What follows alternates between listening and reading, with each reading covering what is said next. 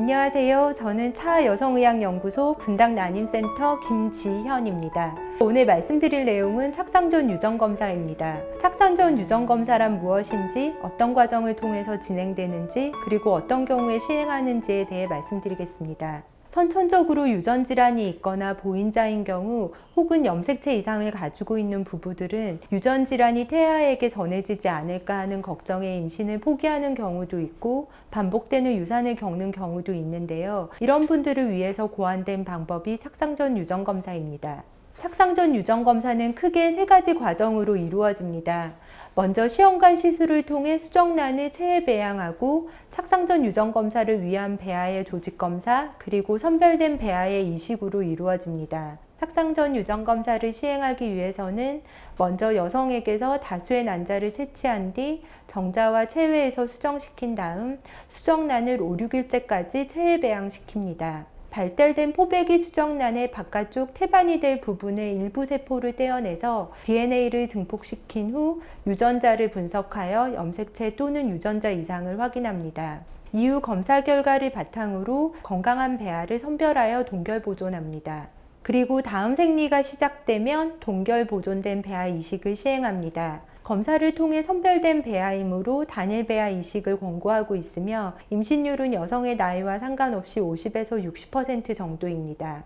여기서 수정란을 포배기까지 키워서 조직 검사를 하는 이유는 포배기는 100개 이상의 세포로 이루어져 있어서 일부의 세포를 떼어내어도 발달에 지장이 덜하고 검사에 충분한 양의 DNA를 얻을 수 있기 때문입니다. 착상전 유전검사 후 신선주기로 이식하기보다는 동결배아 이식을 선호하는데 수정란과 내막의 발달 상태를 맞추고 높은 여성 호르몬 환경에서 배아 이식하는 것을 피하기 위함입니다. 착상전 유전검사는 의학용어로 프리임플란테이션 제네틱 테스팅이며 줄여서 PGT라고 합니다. PGT 검사에는 3종류가 있습니다.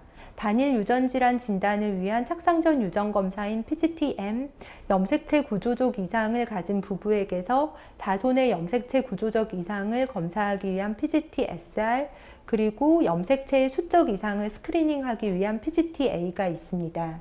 PGT-A와 PGT-SR은 배아의 염색체 검사이며 PGT-M은 특정 유전자 이상을 검사하는 것입니다. 여기서 염색체와 유전자에 대해서 잠깐 설명드리겠습니다. 우리의 염색체는 DNA라는 유전 정보로 이루어져 있는데 22쌍의 상염색체와 1쌍의 성염색체로 구성되어 있습니다.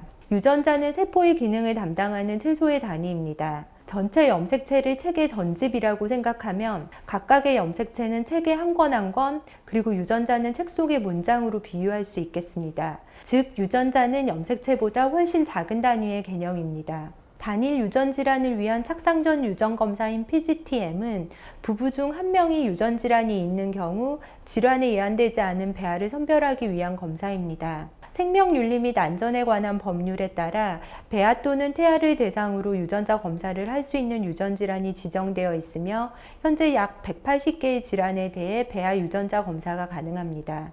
PGT-SR은 부부 중 한 분의 염색체의 구조적 이상이 있는 경우 시행하는 검사입니다. 염색체의 전자와 같은 염색체 이상이 있는 경우 감수분열 과정에서 염색체 불균형이 있는 배아가 형성될 가능성이 높은데 이런 배아들은 유산되게 됩니다. 이런 경우 착상전 유전검사를 통해 염색체 이상 여부를 확인하고 정상 배아를 선별하여 이식함으로써 유의하게 유산율을 낮출 수 있는 좋은 치료법입니다. 마지막으로 수정란 염색체 스크리닝 검사인 PGT-A에 대해 말씀드리겠습니다. 우리가 보통 현미경적 소견을 기준으로 배아 등급을 분류하는데 등급은 좋지만 실제로는 염색체 문제를 가지고 있는 배아들이 있을 수 있습니다. 이 염색체 이상은 생식세포의 감수분열 때 우연한 돌연변이에 의해 발생합니다. 염색체 이상이 있는 배아들은 착상 능력이 굉장히 떨어지고 임신이 되어도 초기에 유산이 되게 됩니다. 실제로 초기 유산의 50% 이상은 태아 염색체 이상이 원인입니다. 또한 상대적으로 크기가 작은 염색체인 21번, 18번, 13번 염색체의 수적 이상을 가진 경우 태어나더라도 건강상의 문제가 있을 수 있습니다. 착상전 유전검사는 이론적으로 염색체 이상이 있는 수정란의 이식을 피함으로써 착상 실패나 유산을 줄일 수 있습니다.